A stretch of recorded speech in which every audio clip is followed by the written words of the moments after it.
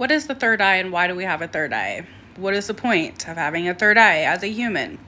So this is puzzle pieces that have been coming together for me for the last several weeks. I'm getting all kinds of downloads and messages recently about the universe, about ascension, about existence. It's been really kind of cool. I haven't been able to give you these teachings yet because I don't know how to teach them.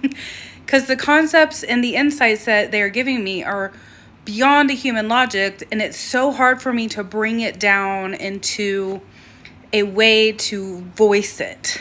So maybe I'll write it in my next book.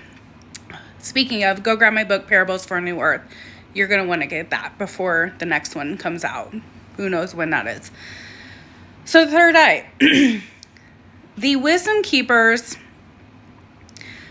have been showing me, and they said this in a recent podcast I was on as well, that part of the awakening process is a perception change of reality for yourself and the world around you. So the third eye, we have created this thought form around what the third eye is, that is some spiritual part of our energy, and that it has these powers, and that if you see through the third eye, then you see the spirit realm and all this stuff. Well, my spirit team just gave me this insight. Everything about you is already spiritual. You are a spirit living inside of a human being. Actually, you're a human living inside a spirit, if you want to say it that way, because your spirit is much bigger than this human vessel. So what is taking place is everything within you is spiritual. When you awaken, when you start to ascend, you start to learn about yourself as a spiritual divine being. As you learn about yourself as a divine being, your third eye opens.